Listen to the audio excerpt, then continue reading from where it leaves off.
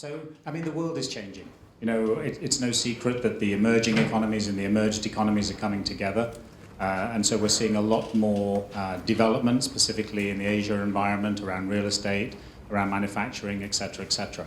But there's also this huge push towards environmental awareness, because with the world's population growing as it is, the demands for energy are going to go up by, as you can see, 40% by 2030, which means obviously we'll have to do things in a much more smarter, leaner, and more efficient way. And there's also the economies of the world as well.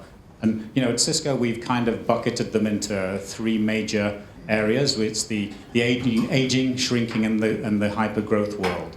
So as you can see from a lot of these figures, I mean, China is aging, and significantly, and so this is going to affect a lot of the functions that are required in society. 10% of the Chinese population, which is more than 100 million people, are diabetics. So this is going to have a long-term drain on health costs and the way people do things.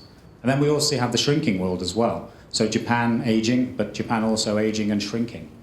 Europe also shrinking as well.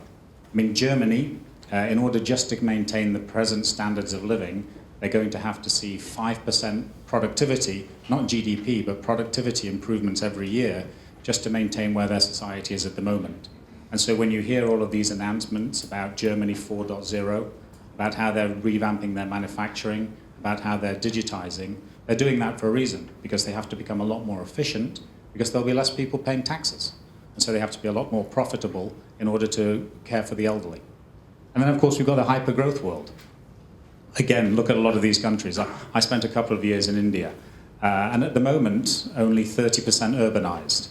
That's going to go over the next 25 years to 50% urbanized, which means the cities, the size of the cities is going to double. There's about 400 million people living in cities.